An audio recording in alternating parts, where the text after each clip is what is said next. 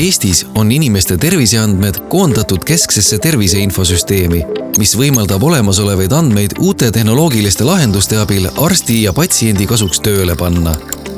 Tervisekassa on järk-järgult toonud arstideni otsustustoe lahendusi, mis aitavad arstidel vastuvõtu jooksul kiiremini ja kvaliteetsemalt raviotsuseid teha.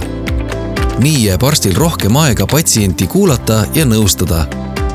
Vaatame, kuidas see täpsemalt käib.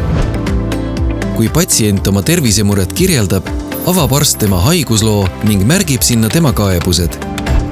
Kliiniline otsustustugi koondab patsiendi terviseandmeid ja annab nende põhjal arstile soovituse, milliseid uuringuid peaks tegema ja millisele diagnoosile kaebused viitavad. Otsustustugi ühendab tervikuks retseptide info ning terviseinfosüsteemis talletatud haiguslood, laboriuuringute vastused ja teised tervisedokumendid.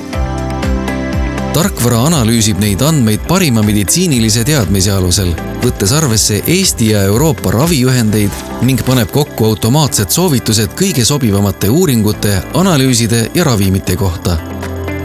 Need soovitused kuvatakse kompaktselt perearsti töölaual.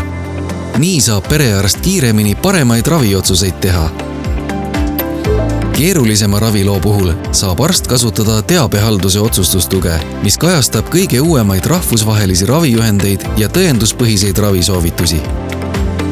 Nii saab arst veenduda oma patsiendi ravi- ja diagnoosisoovituste õigsuses. Seejärel kirjutab arst patsiendile välja ravimiretsepti. Kui patsient tarvitab mitmeid ravimeid, tuleb arstil arvestada nende koosmõjuga. Retsepti välja kirjutades saab arst hoiatavat infot ravimite koostoimete kohta. See aitab tagada patsiendi ohutust. Tänu otsustustoe lahendustele jääb arstil rohkem aega igat patsienti kuulata ja tema tervisemuredele sobivaimaid lahendusi leida.